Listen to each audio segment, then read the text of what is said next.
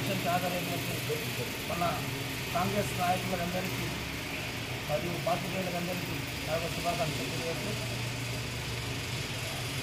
25 నాడు గుజరాత్ బిడ్డ నీలం మధు ఎలక్షన్ నిలబడినది. నేను కాంగ్రెస్ నుంచి ఇక్కడ మీ ఎదురుకు రావడం జరుగుతుంది. మనము మన కార్యకర్తలందరూ కలిసి 2000 మందితోని మనము ఇక్కడ సమావేశం జరగాలని కోరుతున్నాను. అదేవిధంగా బీఆర్ఎస్ నాయకులు చెబుతున్నటువంటి అన్ని అబద్ధాలే, వాళ్ళు మాట్లాడుతున్న అన్ని అబద్ధాలే. సింతమ్మ మాట్లాడుతుంది గ్యారెంటీలు ఏది ఇవ్వలేదని, అమ్మకు కళ్ళు కనిపించకుండా అయిపోయినాయి. ఆమె ఉచిత బస్ సౌకర్యం ఇచ్చారు, విద్యుత్ సౌకర్యం ఇచ్చారు, ఆరోగ్య సౌకర్యం ఇచ్చారు, గ్యాస్ సిలిండర్ 500కే గ్యాస్ సిలిండర్ ఇస్తున్నారు. మరియు ఇప్పుడు ఆగస్టు 15 2 లక్షల ఒకేసారి రుణమాఫీ చేస్తామన్నారు. అదే బీఆర్ఎస్ వాళ్ళు 10 సంవత్సరాల నుంచి ఇప్పటి వరకు రుణమాఫీ చేయలేదు. 5 సంవత్సరాల క్రితమే వాళ్ళు నిరుద్యోగ భృతి ఇస్తామని 3016 ఇస్తామన్నారు. వాళ్ళు ఎక్కడిచ్చారు 3016? వాళ్ళు ఇచ్చిన హామీలు మర్చిపోయి ఎదుటి వ్యక్తిని వాళ్ళు ఇచ్చినా కానీ ఇవ్వలేదని అబద్ధాలు చెప్తూ పబ్లిక్లో తీసుకుపోయి ఏదేదో మాట్లాడుతున్నారు. కానీ ఈ ఎంపీ ఎలక్షన్ తర్వాత బీఆర్ఎస్ అంటూ ఈ రాష్ట్రంలో ఉండదు. కాబట్టే వాళ్ళు దొంగ మాటలు చెప్తూ దొంగ మాటలు మాట్లాడుతున్నారు. కాబట్టి ఎట్టి పరిస్థితుల్లో మన కార్యకర్తల పైన బీసీ అభ్యర్థి నీలం మధు నిలబడింది కాబట్టి మనం చాలా కష్టపడాల్సిన అవసరం ఉంది. బీఆర్ఎస్ అభ్యర్థి వెంకట్రామరెడ్డి ఆయన మొన్న ఒక స్టేట్మెంట్లో చెప్పిండు, నేను పోటీ పరీక్షలు రాసి ఐఎస్ఏ పాస్ అయినని. పోటీ పరీక్షలు రాసి ఐఎస్ఏ పాస్ అయినట్టు కనిపిస్తలేదు, బానిస బతుకు బతికినట్టు కనిపిస్తున్నది. ఒక ముఖ్యమంత్రి కాలు మొక్కిండు అతను.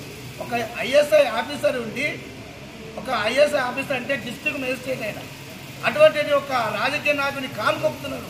హరీష్ రావు కాలు మొక్కుతాడు, కేటీఆర్ కాలు మొక్కుతాడు, కవిత కాలు మొక్కుతాడు, కేసీఆర్ కాలు మొక్కకుండా వాళ్ళకు దోష పెట్టిండు. కొన్ని వేల కోట్ల రూపాయలు ఆయన దోసుక తిన్నాడు. కాబట్టి ఆయన ఇప్పుడు ఏం చెప్తున్నాడు, 100 కోట్లు ఖర్చు పెడతా, 1000 కోట్లు ఖర్చు పెడతా, దోసుక తిన్న పైసలు ఖర్చు పెడతా అని చెప్పకపోతే ఎడికెళ్ళి వస్తుంది ఒక కలెక్టరు 1000 కోట్లు ఎడికెళ్ళి సంపాస్తాడు.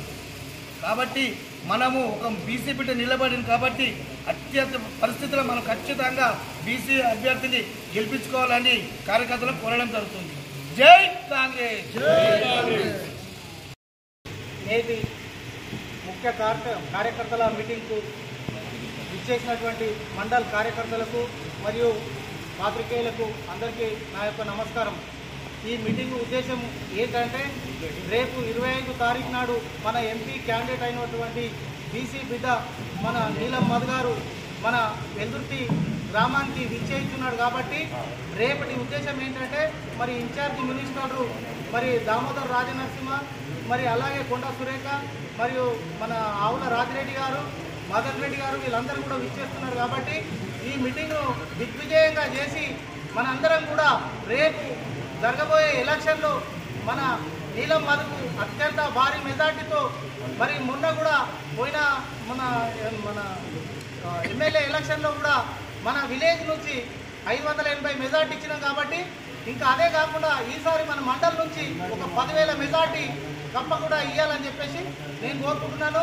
మరి ఇక్కడున్న కార్యకర్తలకు కూడా మనందరం కూడా ఇంటింటికి పోయి మరి మొన్న ఏ విధంగా అయితే కష్టపడ్డామో అదేవిధంగా కష్టపడ్డ విషయం మరి ఇప్పుడు మర్చిపోకుండా మరి అలాగే అదే దాన్ని కంటిన్యూ చేస్తూ మరి మనం గ్రామాన ఊరు వెళ్ళి ప్రచారం చేసి మన క్యాండిడేట్కు అత్యంత భారీ మెజార్టీ తీసుకురావాలని చెప్పేసి నేను కోరుకుంటున్నాను. నేటి ముఖ్య కార్యకర్తల మీటింగ్కు ఇచ్చేసినటువంటి మండల్ కార్యకర్తలకు మరియు పాత్రికేయులకు అందరికీ నా యొక్క నమస్కారం. ఈ మీటింగ్ ఉద్దేశం ఏంటంటే, రేపు 25 తారీఖు నాడు మన ఎంపీ క్యాండిడేట్ అయినటువంటి బీసీ బిడ్డ మన నీలం మధు గారు మన వెల్దుర్తి గ్రామానికి విచ్చేస్తున్నాడు. కాబట్టి రేపటి ఉద్దేశం ఏంటంటే, మరి ఇన్ఛార్జి మినిస్టర్లు మరి దామోదర్ రాజనరసింహ, మరి అలాగే కొండా సురేఖ, మరియు మన ఆవుల రాజిరెడ్డి గారు, మదన్ రెడ్డి గారు వీళ్ళందరూ కూడా విచ్చేస్తున్నారు. కాబట్టి ఈ మీటింగ్ దిగ్విజయంగా చేసి మనందరం కూడా రేపు జరగబోయే ఎలక్షన్లో మన నీలం మధుకు అత్యంత భారీ మెజార్టీతో, మరి మొన్న కూడా పోయిన మన ఎమ్మెల్యే ఎలక్షన్లో కూడా మన విలేజ్ నుంచి 580 మెజార్టీ ఇచ్చినాం కాబట్టి ఇంకా అదే కాకుండా ఈసారి మన మండల్ నుంచి ఒక 10,000 మెజార్టీ తప్పకుండా ఇవ్వాలని చెప్పేసి నేను కోరుకుంటున్నాను. మరి ఇక్కడున్న కార్యకర్తలకు కూడా మనందరం కూడా ఇంటింటికి పోయి మరి మొన్న ఏ విధంగా అయితే కష్టపడ్డామో అదే విధంగా కష్టపడ్డ విషయం మరి ఇప్పుడు మర్చిపోకుండా మరి అలాగే అదే దాన్ని కంటిన్యూ చేస్తూ మరి మనం గ్రామాన ఊరు వెళ్ళి ప్రచారం చేసి మన క్యాండిడేట్కు అత్యంత భారీ మెజార్టీ తీసుకురావాలని చెప్పేసి నేను కోరుకుంటున్నాను.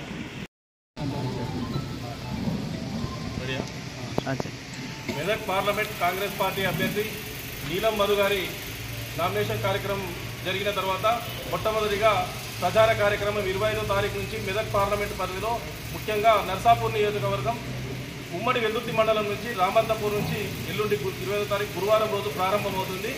అదే రోజు బాసాపేట మండలంలో ప్రోగ్రాం చేసుకున్న తర్వాత రెండో మనకు వెల్దుర్తి మండల హెడ్ క్వార్టర్లో ప్రోగ్రాం నిర్ణయించడం జరిగింది. అట్టి విషయమై ఈరోజు కాంగ్రెస్ పార్టీ వెల్దుర్తి మండల ముఖ్య నాయకుల సమావేశం నిర్ణయించి కార్యక్రమం దిగ్విజయం చేయడానికి సమావేశం నిర్వహించడం జరిగింది.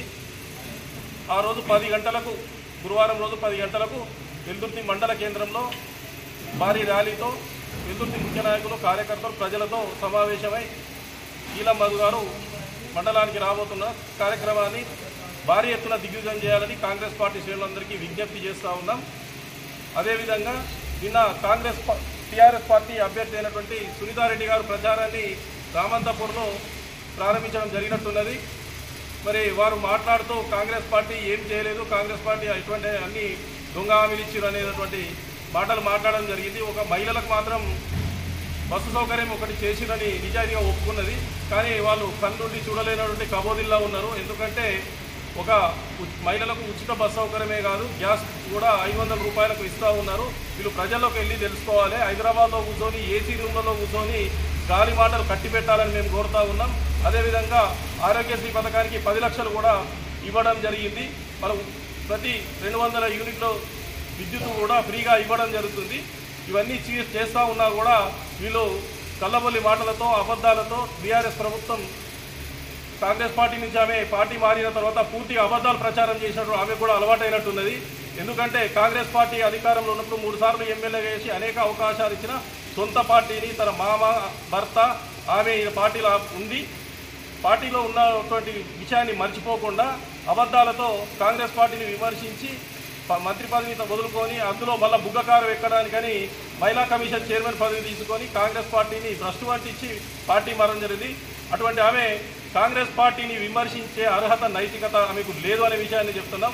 ఎందుకంటే వాళ్ళ పార్టీలో టీఆర్ఎస్ నాయకులు నిజమైన నాయకుడు మదన్ రెడ్డి గారికి టికెట్ ఇవ్వాల్సి ఉన్న అటువంటి వారిని కూడా ఆ పార్టీ మోసం చేసి నిజంగా టికెట్ ఇవ్వకుండా ఆమె టికెట్ తెచ్చుకున్నది. ఇటువంటి వాళ్ళు మాట్లాడితే నిజంగా నర్సాపూర్ నియోజకవర్గ ప్రజలు ఎవరు కూడా ఆమెను హర్షించరు అనేటువంటి విషయాన్ని ఈ సందర్భంగా తెలియజేస్తూ ఉన్నారు. రేవంత్ రెడ్డి గారు మొన్న మెదక్ వచ్చినప్పుడు నామినేషన్ కార్యక్రమంలో 7 రూపాయల సాక్షిగా ఆగస్టు 15వ తారీఖు లోపు రుణమాఫీ చేస్తామని స్పష్టంగా ప్రమాణం చేస్తూ ప్రకటించడం జరిగింది.